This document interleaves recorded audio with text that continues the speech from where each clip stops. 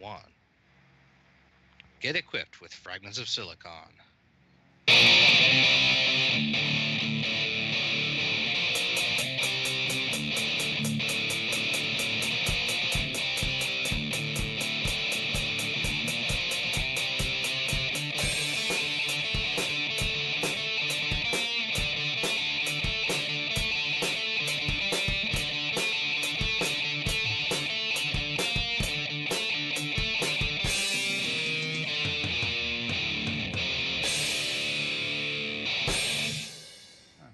That was almost elegant.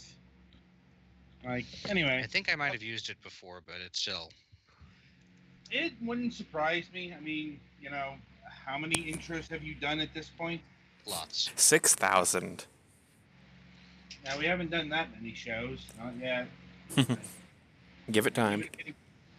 It's like even hitting 1,000 will be a fucking milestone. Well, maybe less so if you combined all of the episodes, but anyway, getting back on track here, welcome to another installment of the Fragments of Silicon European interview. Up.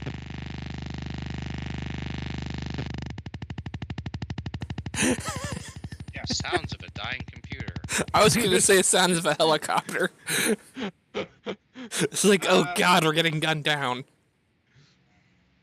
Live recording. We won't be able to edit that out. Anyway, joining us this week is our good friend Ross from Ghostlight. Hello, good to be back. It's been a while. It has about a year, maybe? Looking at the last time I contacted you on Skype, a bit more than a year. Wow. Yeah. Well, yeah. I think last time we had you on the program, we were talking about, Lost Dimension. Yeah, that's quite possible. That was one we did last year. Mm-hmm. Yeah. And, this year, you just released 2 games. Both are Compile Hearts titles, and both are Vita games. And indeed, we reviewed both of them, Sorcery Saga, Curse of the Great Curry God, and Mary Skelter Nightmares. Alright, let's see. So,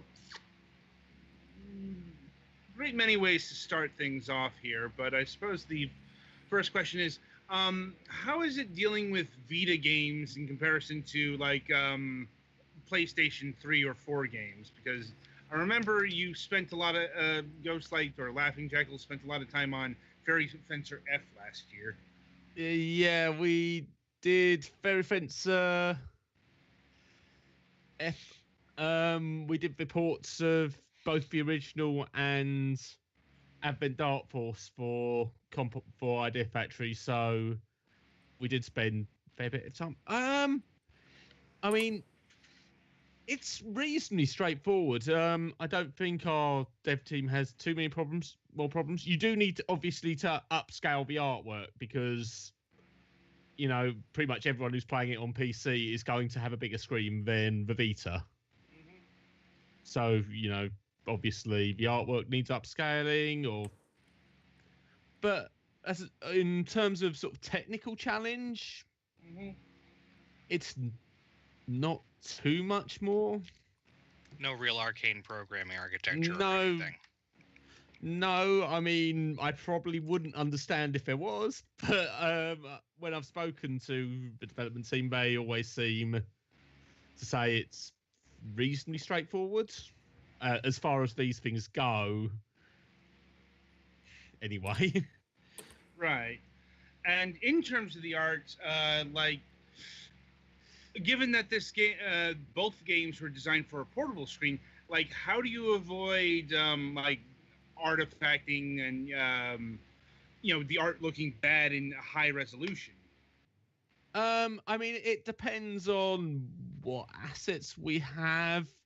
In some cases, we simply upscale it. Sometimes we have access to slightly bigger original artwork that was sort of scaled down for Vita. And sometimes, which this was the case with Elmenage Gothic, I think. We actually ended up redrawing quite a bit of the background art for that one, so it really depends on what's available to us and how well sort of how well upscaling works as well. Makes sense. And like, what kind of resolutions do you push on the PC side of things? Like, I imagine that these games aren't really targeting, say, 4K screens or 120 hertz monitors. I mean, the idea is that it should look pretty good, whatever resolution you're playing. We support as many as we can. Sort of, it scales up. Obviously, it's a Vita game. Unless there's some sort of larger artwork we can use, is not going to take full advantage of a massive screen with brilliant great resolution. But we want something that will look good regardless of what you're playing on. Right. That makes sense. Makes sense, and probably for the best. Like, a bit of a side detour before we continue on developing things for the PC, but it's been a while since Ghostlight has dipped its toe in the console arena. Is that just because you have been working on conversions lately, or are there other factors involved? Well, actually, funny. It's kind of funny you should say that, because we've just started working on a port to console. I can't say which one, and there will be a blog, I think, going up on Thursday saying which console it is we're working on, although I think a few people have already guessed that one. But, yeah, we're going to be porting a game to console is the next project. Oh, that is interesting. Like, and I would obviously like to ask you more about it, but clearly you cannot speak more on it. But yeah, it's still pretty early days at the moment. We've got the game booting on console, but you can't actually start a new game. It crashes when you try to do that. But I mean, that's actually more positive than it sounds. It's a pretty big step just getting a game working on console. Once you've done that, these are things that obviously need to be fixed, because there isn't much point releasing a game you can't start a new game on. But I think just things to fix rather than, the big step is getting it running in the first place. Right. And veering away from, the new project, another thing I want to ask is, like, have there been any considerations to, say, port Flame off, your original games to, say, the Switch, given the success that platform has had over the past year? It's something we'd like to do when we have time between games, if that ever happens. I mean, we're sort of prioritizing at the moment either ports, the sort of Japanese game ports, because we've got a few lined up, and also if we get any other. Sometimes we're asked to port games for other companies, like we did Tokyo Xanadu to Steam. Right. So, that also obviously takes priority over our own things. But if there's time, then Flame Over, it's one we'd really like to do more with, because we sort of all love it and we'd like more people to play it. So if there's ever any downtime, then it's certainly something we'd like to do. Fair enough. It's like, hopefully that happens at some point. But it's like, let's see. Well, getting back on track here. So, what goes into the process of choosing games to port to Steam, like that Ghostlight publishes? Like, what made you choose like Sorcery Saga and Mary Skelter? It's a combination of factors. We look at sort of how well they do in Japan. Also, the interest on our side, we get a lot of people asking for various games. So if lots of people go, we want this game, then we sort of have to take notice of it. And obviously, as well, it depends on what's available to us, and if because I mean, yeah, we'd love to say do a Final Fantasy, but it's never going to be available. It's not going to be available to us. But there's also, if it's a good game, do we like the game? We're not going to put stuff out, we don't like. Or, well, we might put stuff out if some of us aren't particularly a fan of that kind of thing, but it's a good game that a lot of people like. But if we all think it's a bit rubbish, then obviously we're not going to do it. But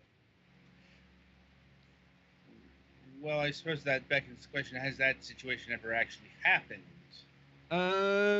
I don't really know. I mean, I certainly remember in the console games. I'm not going to mention console days. We used to get a lot of evaluations in. I'm not going to mention any names, but yeah, there were some that we looked at and thought we don't really want to publish that. It's just not really. But I can't. I'm not going to sit here and say which ones they are because it seems a bit harsh. No, we understand. Like, they may not be your favorite games, but they probably are liked by the company that created or published or whatever worked on them. So yeah, I mean that's the thing. There's some games. I mean, just don't really work out for us. I mean, it's obvious. I mean, but a lot of times it's not so much that it's a terrible game. It's just that we don't really see the audience being there for it as well. I mean, that makes sense. Like, sales factors are something you'd always take into account if you're picking a game.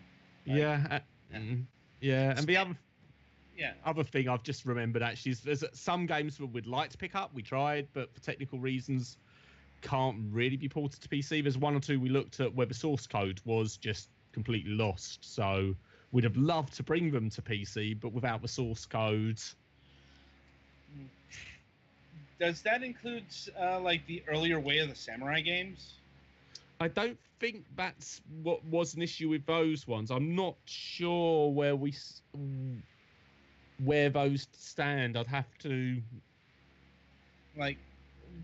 check with them because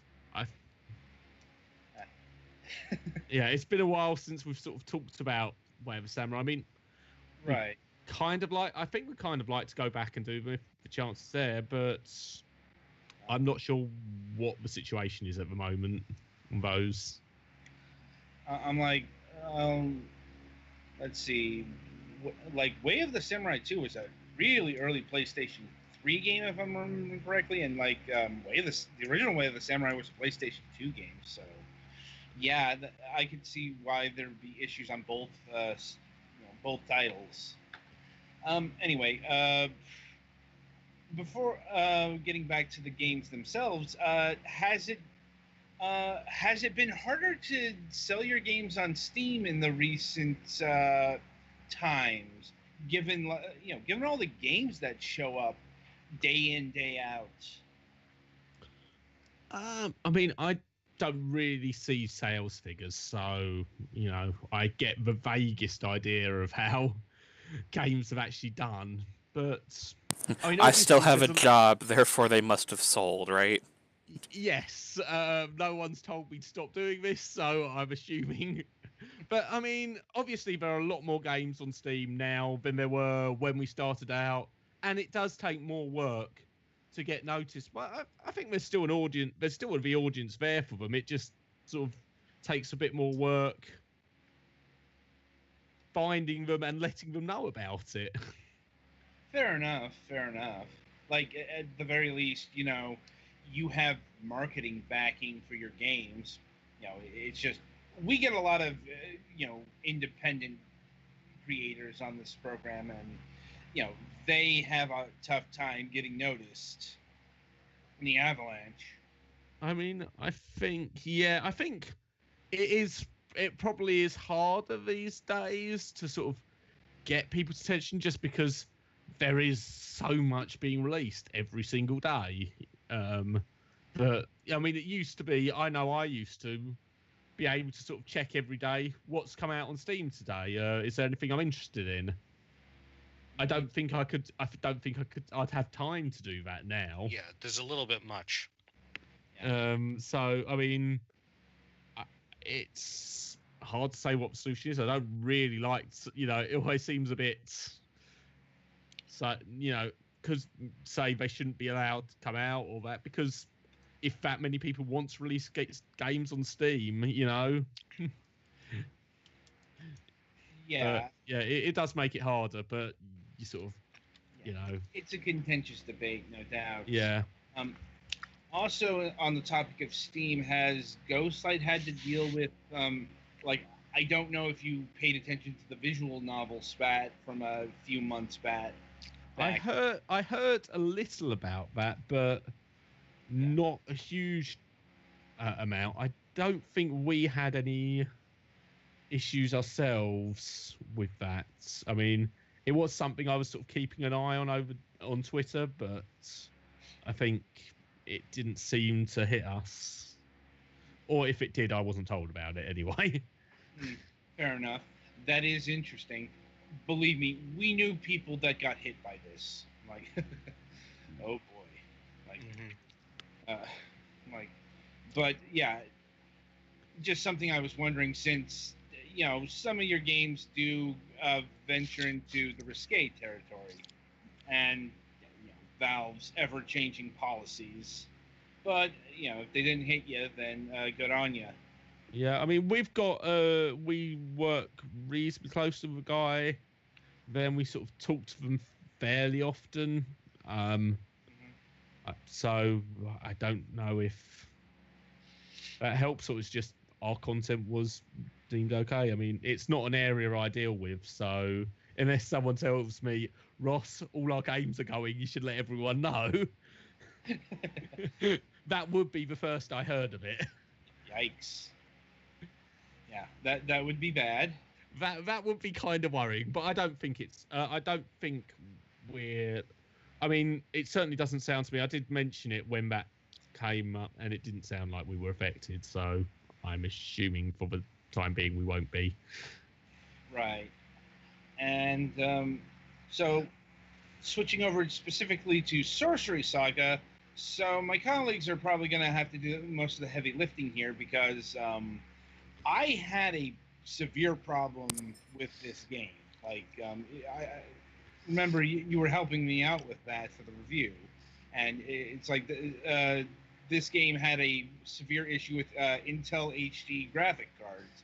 Yeah, we've been having a few problems with Intel HD graphics cards. We've actually been trying to get more people with that graphics card onto our betas, because there have been sort of weird conflicts that we're trying to figure out what's the cause of them so we can fix them.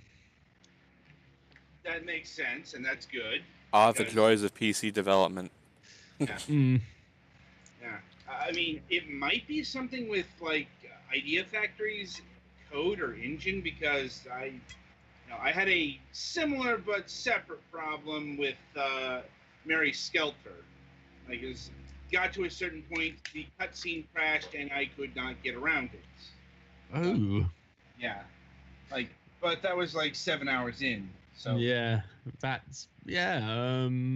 it could be a similar issue. I think that might be a driver. I think that might be a conflict with the drivers, from what I remember, but without sort of checking up, I'm not certain. But I think it was an issue, sort of conflict with drivers. So it's certainly something we want to get resolved.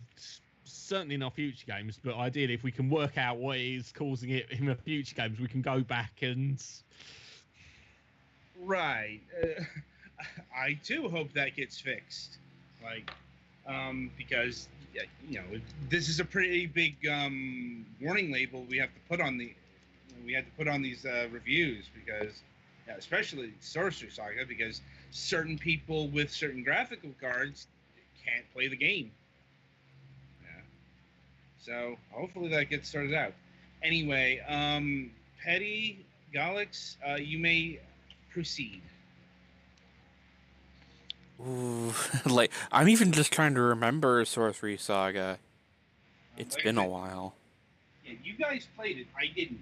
Yeah, I didn't get as much time as. So this looks like it's a pretty traditional roguelike, with the obvious food gimmick. Mhm. Is there much in the way of a greater Sorcery Saga series, or is this the first? Or It's the first game in the series. So it was, yeah, it's the first game in the series. So there aren't any other Sorcery Saga games. Mhm. might be later, but not yet. Yeah, it's kind of based on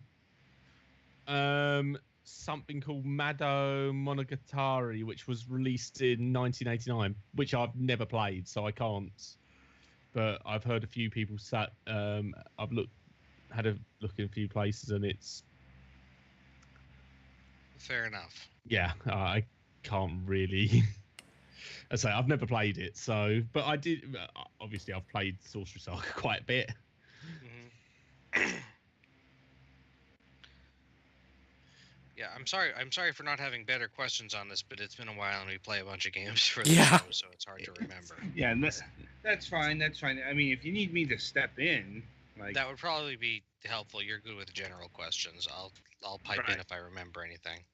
Well, yeah. So, as mentioned by my colleagues here, this is a dungeon crawler in the most traditional sense. Like this is roguelike classic, and Yeah, it wouldn't feel out of place with Mystery Dungeon somewhere in the name. no, just from the footage I've seen, I'm like, did Chunks? I initially thought, did Chunsoft develop this? Because yeah, it looks like a Sharon the Wanderer game, or insert Mystery Dungeon title here. Like, and my question is, how do you get a game like this to stand out in a very oversaturated genre that's going in very weird directions? Mhm. I mean, I think the thing sort of Sorcery Saga really had going for it. Certainly, the obvious thing is the curry, and that someone who just looks at it on the Steam store, the first thing you're going to notice is the curry and food themes. And in general, I did find it quite a funny game. In a lot of the humor really worked for me. It's I mean, it is a more traditional experience. It's not taking the genre in a radical new. It's for. No. It's a good. I think it's a pretty good introduction though to that style of game. Mm-hmm. It explains itself reasonably well. Because I mean, I'd never actually played a Mystery Dungeon game before playing this one, Yeah. so it was completely new to me. And I managed to. The game explained itself well enough to me that I could sort of pick it up as my first ever Mystery Dungeon game and get into it. And It's not exceptionally difficult. I think it makes, if for people who are interested in that genre but haven't quite dipped their toe in, it's a very, very good introduction because it's a solid game. It's a very good game. It's got for your humor, so it's got something else going on if you're not quite sure about that style of game, and it explains the basics of how to play and gets you into it pretty well. So, like Pokemon Mystery Dungeon, like I don't know. Does it do any of the gimmicks? Like, because Pokemon Mystery Dungeon does get kind of hard later on and has really intense monster houses, and then later on in the game it has the usual. For this dungeon, all of your guys start at level 0 with no gear. You do get flaws sometimes that floors of dungeon that sort of change things up. Either you can't use skills sometimes, or you can't use items. I think the biggest sort of, I wouldn't call it a gimmick, but the thing that's sort of different from most is Ku, the little creature you've got following behind you, sort of obviously adds sort of a personification of hunger in that he's there getting hungry and you need to keep feeding him, but also he gives you a few other abilities depending on how leveled he is. He can store items, he can craft, he can attack things for you as well. That's handy. Limited inventory space is always one of the banes of a true roguelike. And is it just the dungeons that are randomized, or do they have random events, bosses, what have you? The events are it's got a story, so it's not throwing events at you at random.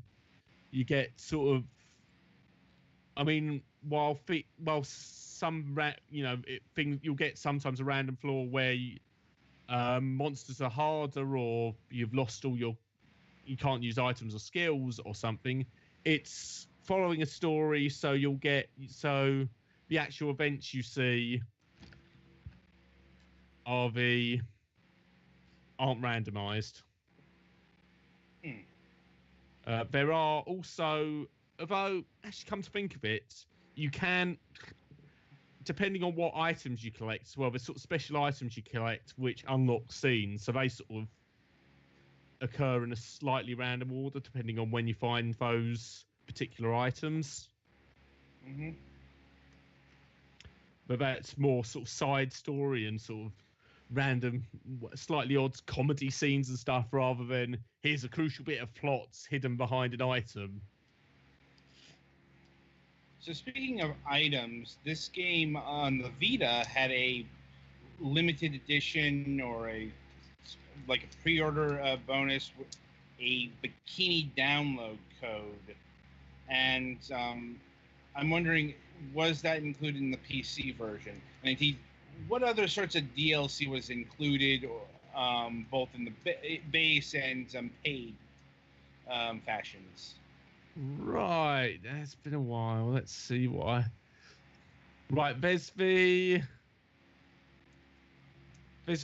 in terms of paid DLC, there's the Val costume bundle, which is $3.99 and includes all 28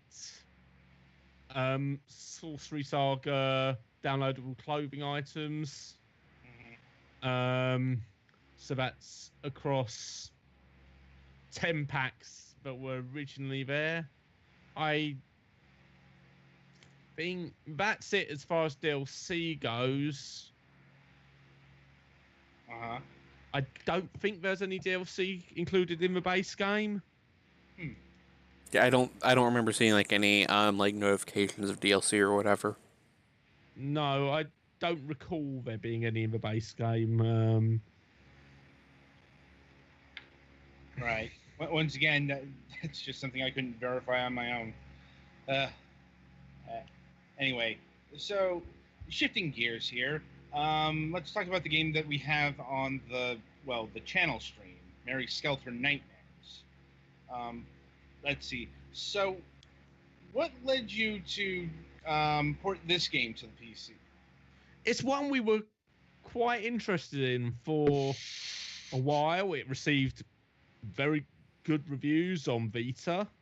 It looks really nice. I love the sort of dungeon design. It just looks really, really sort of, it's got a sort of creepy, weird vibe, and it just looks really good, I think, the dungeons. Yeah, Twisted Fairy Tale is not an unexplored aesthetic, but this does a pretty good job with it. Yeah, I really enjoyed the aesthetics. Again, it's not a genre I play a lot of, but our producer plays quite a few of these sort of games, and he really liked it as well.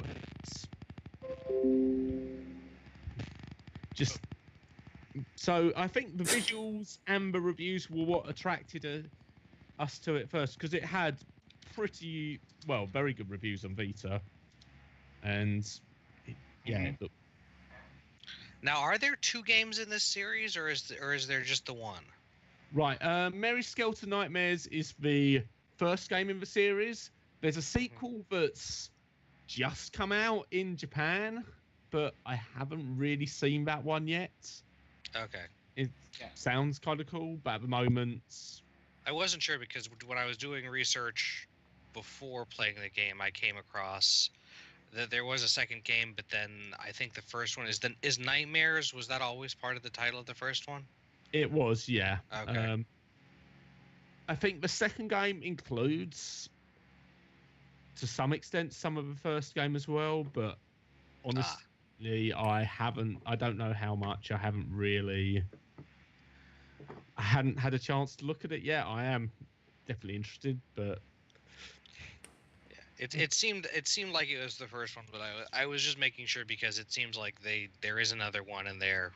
Obviously, this game has a good amount of lore, and the second one expands on that. yeah. Yeah, the one on PC is the first one, so you're not going to go into this and be missing out on what's gone on before because you haven't checked out a previous game in the series. This is the first game, so it should. So you're not missing out on anything if you play it first. Okay. Hmm. And another question I have is like, how do things determine, like, because Idea Factory publishes their own games on PC these days, Yeah. and like how does that, like, how do they make the determinants? I don't know if you're privy to this, but I'm like, you know, I mean, well, go ahead. yeah, I mean, I'm not really privy. I mean, obviously, there's some things you can kind of infer. They like to keep Neptunia. I think if they've started a series, they like to keep doing it just because they've done. But it's hard to tell without actually being Idea Factory. So yeah, that's probably one they'd have to answer. Right. Because yeah, we do a lot. We've reviewed a lot of games from Idea Factory. Proper. It's just, Yeah. Some games come from them. Some games from them come from you, and Yeah, I mean, Yeah. we've got a pretty good close relationship with Idea Factory. We've worked with them for a long time now. I mean, I think I remember when I was starting out, sort of at Ghostlight, or it would have been at Midas, working on some of their stuff. I'm just trying to remember the name, but Argarist. predating Agarest. That, Yeah. If I see. It was. Yeah. I'm not sure what it could be because Yeah. I don't see anything before Agarest on Wikipedia. So Yeah. It was. I think it was probably for Midas Interactive because we're kind of linked to them at our right. sister company. But yeah, it was a long time ago, and oh yeah, Generation of Chaos. That's one. That name sounds vaguely familiar. Yeah, it's yeah. It took me a while because it's been. I mean, that must have been like one of the games I worked on pretty soon after I got into the sort of started working here. So about over 10 years ago, maybe. Yeah, that sounds about right. Like, that is a long time to be working together. Yeah, there may have been ones predating that. I'm not really sure, but that was the first one I worked on. So, Mm-hmm. Well, I mean, have you ever like gone over to Japan and visited Idea Factory or Compile Heart? they've sometimes visited us. I think we have met some people from Ghostlight. Have met them gone to Japan to meet them in the past. That was some time ago. We haven't had a I mean, I went over there last year, but that wasn't business related. That was just Just going over there. yeah, just going over there. But I don't think we've sort of had any business meetings in Japan for a while. I couldn't really specify a sort of time frame, but I do know they have sent people over here, and we've sort of met with them. Fair enough. And in terms of translations, are you like for both Mary Skelter and Sorcery Saga? Have you been doing your own translations, or have you been using like another company's? Like I remember, like with Mugen's Souls, it was another company's translation. Yeah, both of these are. We've used the translations that were in the console one port, so. And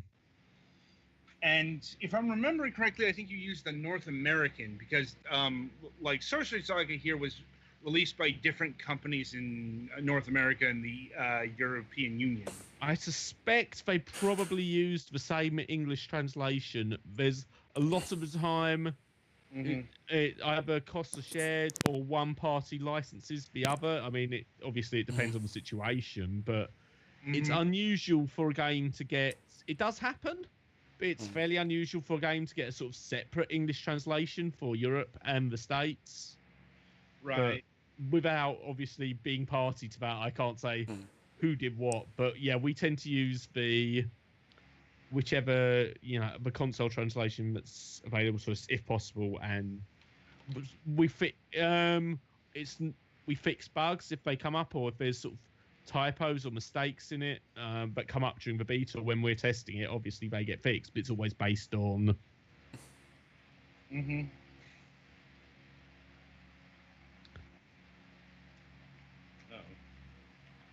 Oh boy, technical difficulties. Did it drop? I didn't hear a noise. You there, Ross? Yeah, I'm here. Sorry, Sarah. Yeah, you kind of got out there. Oh, what point did I cut out? You were talking about the translations, and I don't know, Might have just ended abruptly. yeah. Anyway, moving along. Another thing I wanted to ask is about the audio. Do you guys have to do anything with the audio when you're bringing it over to the PC? Honestly, I don't know. It's not something that's come up. I mean, I tend to know about the graphical stuff because people ask me about it, and I go to the dev team. Hey, what's going on? What are we doing with this with sort of the upscaling here, or what have you? But the audio, I haven't asked them about it, and since it doesn't seem to come up from fans so much, or at all, I've never really asked about it. So sorry about that, but I gotta admit I'm a bit surprised since with especially with very niche games like this, people can be shockingly particular about the audio. Maybe not so much the dub version, but they'll ask things like, does it have the original Japanese voice track? Voice actors. Sorry. You mean I was more on the technical side. In terms of Japanese voice acting, I mean, we include it where possible, but sometimes there are licensing licensing particulars, so we can't include it. Right. Sometimes it's just, I mean, we have at times been told outright, but it's just not available to us. So we want to include, if possible, the Japanese audio. If it's available to us, we'll always try and include it. But often, if it wasn't included in the console version, then it's likely that the reason it wasn't would also apply to us. Yeah, that sounds about right. Right. So it's about 11:40 here. So, Galix, if you have any questions about Mary Skelter or anything else, you might want to ask them now. Unless he left. Sorry, I had my mic muted because I had the fan on. There we go. Most of the questions I had were probably more for the developer about like the different characters and stuff. So, We'll have at it. well, it's just there's mostly they're fairly classic fairy tales. Obviously, Kaguya is included because that's considered a classic fairy tale in Japan because it's basically the same as Thumbelina.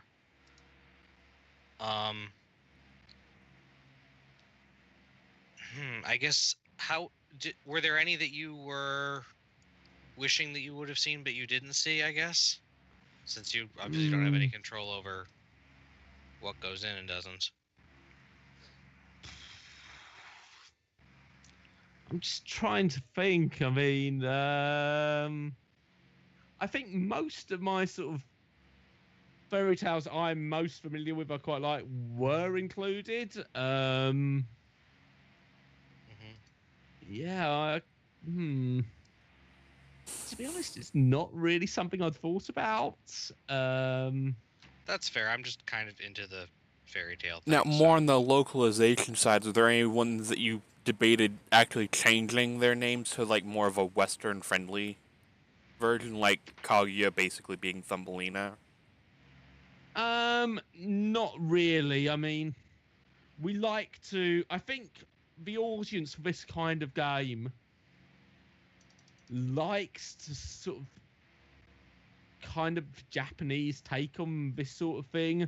And, you know, if you're renaming the character, you've got to obviously, while yes, her story is similar in many ways, you know, is similar in many ways to Thumbelina. You know, Yeah. if you're changing the name, you've got to put that brings more changes to sort of fit the Thumbelina story, and in the end, it's not quite the same. Yeah, Kaguya has the whole moon thing that Thumbelina never really goes into.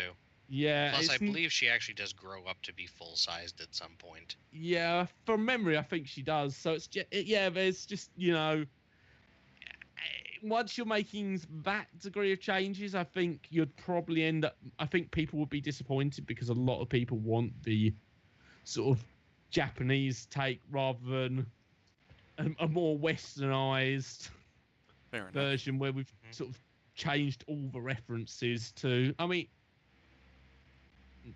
to be more Western characters. I mean, obviously, there's always a balance to be struck with translation. But I think with the audience we've got and the people interested in that sort of game, you want to stick. They'd expect and want us to stick with the Japanese Japanese fairy tale characters if they're used. Which again, there aren't that many of them. Mostly, it's ones that are familiar to Western audiences too. Yeah, it's mainly sort of Japanese takes or, well, Idea Factory's takes on more Western characters, but obviously Princess Kaguya is a pretty big one in Japan and one that a lot of their audience in Japan, and I guess the developers as well, are very familiar with, so it made sense for them to include it. But anyway, yeah, I do have to go now, so it was nice talking to you, Ross, and I will see you guys tomorrow for the main show. Right. Nice to speak to you. Yeah. Right. Anyway, so in contrast to Sorcery Saga, this is a different kind of dungeon crawler. This is a first-person, really proper role-playing game, and this game, if I'm recalling correctly, is not randomly generated. It's all random encounters, but yeah, the dungeons have been designed. It's it's sort of the opposite end of the dungeon crawling spectrum to Sorcery Saga. This is designed dungeons, obvious first person. And I mean, the big things obviously are the nightmares, which Sorcery Saga has absolutely no equivalent to, because which are one of sort of, I think, work really well, just the sort of the pressure of trying to escape from things, and when the dungeon map gets blanked out, you're trying to remember which way to go before it catches up to you is, for a dungeon crawler, is probably one of the more exciting moments I've had playing a dungeon crawler, because you've got that sort of time pressure rather than being able to take longer over it. Also, playing dungeon crawlers like this in the modern age is much less frustrating because auto map features. Yeah, I do like auto map. I know the proper old school way is to sit there with some graph paper. Yeah, but quite frankly, I like having the game do it for me. Yeah, you know why people did that back in the day? It wasn't because of any like romantic reason. It's because games couldn't fit the map in the fucking game. It's like, no, you had to make your own map because, or you had to have the map beside you because they literally could not fit it in the game. Hell, they couldn't fit the entire story into the game some of the time with some of these things in the 80s. So I suppose along those lines, if I'm recalling correctly, there is an option to turn the auto map feature off, or the map feature off entirely, correct? I believe so. I'd have to check the options menu. I can check if I can get back in the dungeon. Yeah, you can. I mean, you can definitely. You can make it not viewable. If you're in a dungeon, you can sort of change the size of the map and have it not appear at all if you don't want it to. I can't remember if you can turn it off completely or not. It's been a little while since I've played it, but... And can you speak towards the DLC contained in the game? There isn't any. It has no DLC. That is interesting. And unusual when it comes to Idea Factory games. I don't know. A lot of their games have a lot of DLC. What can I say? Anyway, we are getting low on time here, so I'll wrap things up by asking. Now, you've mentioned about the console side of things. Have you looked into your next PC port? There's a couple of things there's a few things it could be. We're sort of talking to people, and we've got one or two lined up, possibly, but nothing has been confirmed at the moment. So there will be something, but yeah, what it hasn't been confirmed yet. Yeah, that makes sense given the vagueness. Petty, do you have any final questions? Nothing that I can think of. All right. Yeah, I mean, we're likely to spend sort of for a little while now on our first, because it's our first console game for a while. That will take a little while. I mean, it's coming along pretty well at the moment, but after that, I wouldn't be surprised if the next project's on PC, but nothing's been confirmed. So until it is, I can't say for certain. Well, I suppose we'll find out. Do you have a time on Thursday that you're going to put up the blog post, or is that still in the air? It's usually between 3 p.m. and 4 p.m. UK time. I mean, this one is going... It's not going to announce the game. We aren't ready to do that yet, but it will be ideally details of... Well, basically, it's going to be which console we're developing for. That seems to be an important detail. Yeah, it does seem like something people would like to know, or at least I hope it is. Yeah. Well, given that in mind, we'll probably have you on the show sooner rather than later to talk about this thing. And I look forward to it. Yeah. It's good having you on the program. It's always good to be on here. Thanks. Once again, thank you for taking time out of your schedule, especially since I know you have to get to a Japanese test today. Yeah.